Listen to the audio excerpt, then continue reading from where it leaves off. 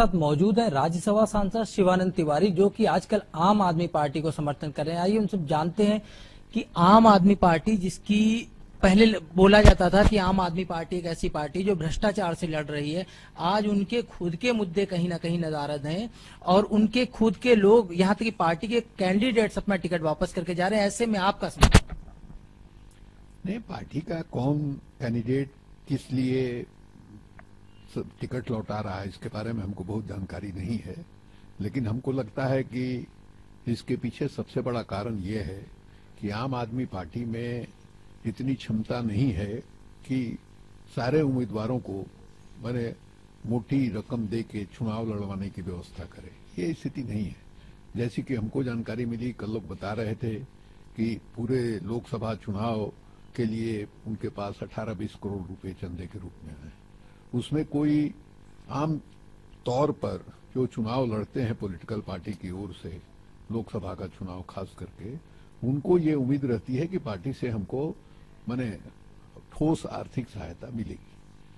वो हैसियत आम आदमी पार्टी की नहीं है, उसकी माली हालत ठीक नहीं है, उसको पैसा मोटी मोटी राशि देने वाले लोग नहीं है, तो उसके पास ये जरिया नहीं है कि अपने उम्मीदवारों को आर्थिक रूप से वो मदद कर सकें।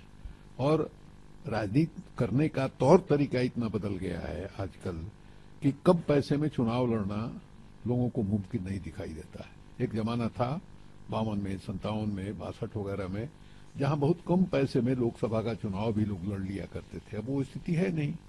तो हमको लगता है कि ज्यादा बड़ा कारण जो है इसके पीछे टिकट लौटाने के पीछे यही है।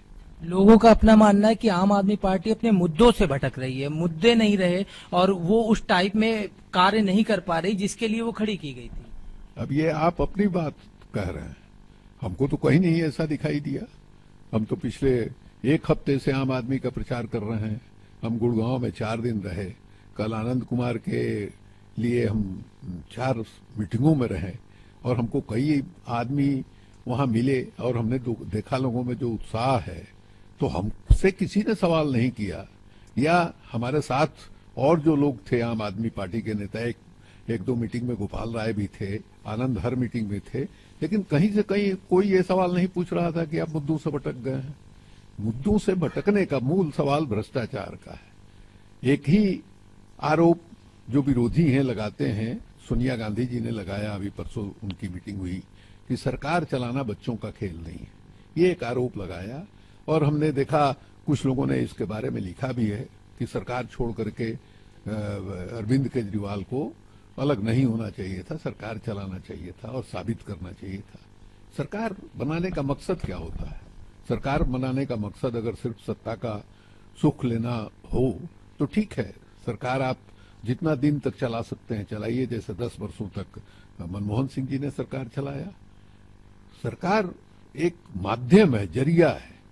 सरकार बनाने वाले लोग की सोच क्या है देश के बारे में, समाज के बारे में, आदमी के बारे में, उस हिसाब से वो काम कर सकने की स्थिति में हैं कि या नहीं है।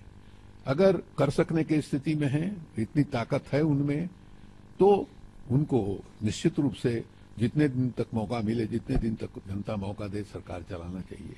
लेकिन जो जनता के सामने वादा करके आए हैं, जो कमिटमेंट उनका है, उसको पूरा करने में, या जिस मकसद से पार्टी बनाई है, संगठन बनाया है, वो अगर आप मकसद को हासिल करना आपको लग रहा है कि मुमकिन नहीं है, तो सिर्फ सत्ता सुख के लिए सत्ता में बने रहना, कुर्सी पर बैठे रहना, हम इसको सही नहीं मानते।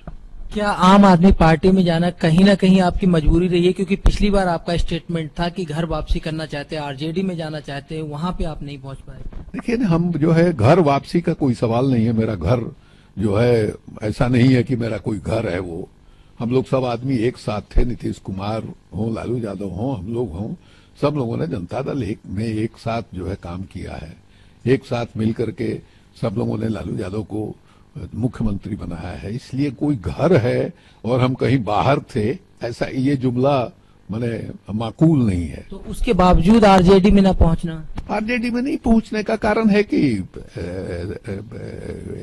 लालू यादव को हमसे भी समस्या है, नीतीश कुमार को जैसे समस्या है वैसे लालू यादव को भी समस्या है।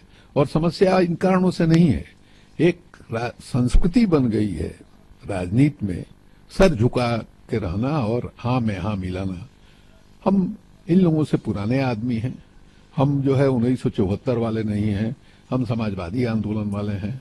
हमने डॉक्टर लोहिया की गाड़ी चलाई है, उनका भाषण सुना है, उनके जो शिष्य लोग थे उनके विचारधारा को मानने वाले जो एक जमाने के काफी समझदार लोग थे उनका क्लास मैंने किया है। और पहली बात हमने सीखी है कि सर उठा करके और जो सही बात आप सही समझते हैं उसको बेधड़क कहना चाहिए। मेरा ये स्वभाव जो है अभी जो राजनीति की संस्कृति बन गई है, जो रवायत बन गया है, उसमें फिट नहीं होता। तो इसलिए हमने तय किया, हमने आम आदमी पार्टी ज्वाइन नहीं किया, हमने तय किया आम आदमी पार्टी में दो लोगों को मैं नजदीक से जानता हूं, जोगेंद्र यादव जिनके साथ मैंने काफी दिनों तक काम किया है, लोहिया विचार मंच में हम लोगों ने साथ काम किया है। दूसरा आनंद कुमार, आनंद समाजवादी मैंने युवा राजनीति से ही मैं उनको जानता हूं, जब बनारस में पढ़ते थे और वहां जो स्टूडेंट्स यूनियन था बीएचयू का उसके वो प्रेसिडेंट थे। उनके परिवार में उनके चचा जो हैं उनसे मैंने बहुत कुछ सीखा है, उनसे बहुत कुछ हासिल किया है। तो हमने तय किया कि इन दोनों के लिए प्रचार करेंगे। और एक महत्वपूर्ण लड़ाई जो है बनारस में हो रही है, केजरीवाल ने चुनौती दिया है नरेंद्र मोदी को, हमने तय किया कि इन 3 क्षेत्रों में जाएंगे और हम वही कर रहे हैं। क्या आपके कभी साथी रहे साबिर अली के साथ में, जो भी हुआ पहले बीजेपी में उन्होंने डाला लिया, फिर उसके बाद वहां निष्कासन हुआ, ये हाई वोल्टेज ड्रामा जो हुआ है इस बार, इसे लेके आपको कहीं ना कहीं? हमारा कोई साथी नहीं रहे हैं, राज्यसभा में वो भी थे, राज्यसभा में हम भी थे, हमारा कोई नजदीकी रिश्ता साबिर अली से। आप जब जेडीयू में थे तो वो भी जेडीयू के सांसद थे, आप भी जेडीयू के सांसद, इसीलिए हम दोस्त हो गए, ऐसा नहीं है। वहां जितने भी राज्यसभा में बैठने वाले लोग हैं वो सब लोग कलीग हैं, हमारे पार्टी में थे, उस पार्टी का मैं संसदीय दल का नेता था। इस नाते बाकी उनकी राजनीतिक पृष्ठभूमि क्या है, उनका राजनीतिक कर्म क्या है, इसके बारे में हमको कोई विस्तार से जानकारी नहीं है। इसके बारे में रामविलास जी उनको ले आए राज्यसभा में, रामविलास जी को जानकारी हो सकती है। रामविलास जी के यहाँ से नीतीश कुमार उनको ले आए, कैसे आए, क्या बातचीत हुई हम नहीं जानते। हमारी जानकारी सिर्फ यही है कि साबिर अली जब जनता दल यूनाइटेड में आए, पता नहीं किन कारणों से रामविलास जी के से वो अलग हुए, हम नहीं जानते हैं, हमको ताज्जुब है इस बात का, क्योंकि इसके पहले चुनाव भी लड़ चुके थे। लेकिन रामविलास जी ने उनको राज्यसभा में पहुंचाया, राज्यसभा में, लोकसभा में, संसद, भारतीय संसद में पहुंचना जो है वो अपने आप में एक महत्वपूर्ण बात। तो जिस आदमी ने पहुंचाया उनको, उसका साथ क्यों उन्होंने छोड़ा, क्या ऐसी बात हो गई, साथ छोड़ने की मजबूरी हो गई, मैं नहीं जानता हूं। वहां से साथ छोड़ा उन्होंने तो नीतीश कुमार के यहाँ आए, इस बीच में भी हमको कोई जानकारी नहीं। नीतीश कुमार से क्या बात हुई ये भी हम नहीं जानते हैं।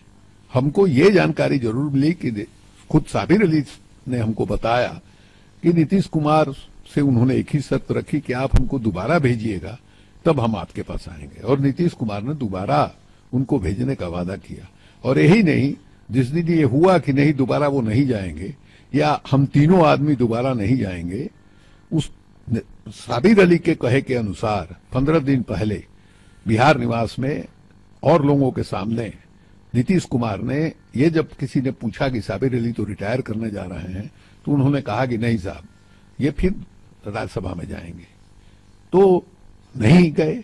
अब उसके बाद किस तरह से क्या क्या हुआ ये हम नहीं जानते, लेकिन इतना ही जानते हैं जो साबिर अली ने हमको बताया है कि उनको दोबारा भेजने के लिए कहा गया था, 15 दिन पहले तक ये कहा गया था।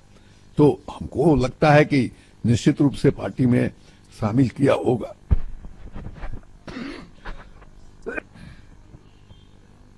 तो क्या बात हुई ये वही लोग बता सकते हैं, साबिर अली बता सकते हैं या नीतीश कुमार बता सकते हैं। मैं इसके बारे में इससे अधिक जो हमको साबिर अली ने बताया इस प्रकरण के बारे में, मैं उससे अधिक कुछ जानता नहीं हूं।